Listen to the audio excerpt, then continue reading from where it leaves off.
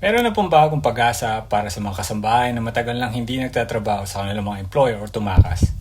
Pinakikilala ng Ministry of Human Resources and Social Development ang misyon sa pag-aayos ng kalagayan ng mga kasambahay. Layunin nitong tulungan ng mga kasambahay na matagal nang umalis sa dati nilang trabaho na mag-legalize ulit sa pamamagitan ng paglipat sa ibang amo bilang kasambahay.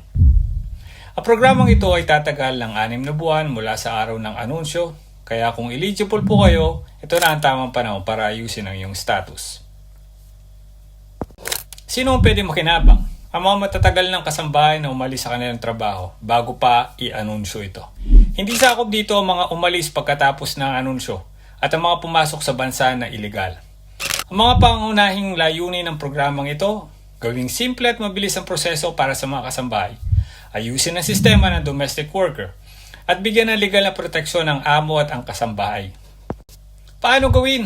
Madali lang. Ang bagong employer mag-a-apply sa pamamagitan ng Musanet platform gamit ang serbisyo na tinatawag na pag-uulat ng pagliban sa trabaho. At para sa ibang impormasyon, bisitahin lamang po ang Musanet website o tumawag sa 920002866. Tandaan po natin, hindi kabilang dito ang mga bagong tatakas. Yung mga matatagal na. Kilala kita. Dahil alam mo lang nalaman mo na tatakas na yan. Paano mo ka banding?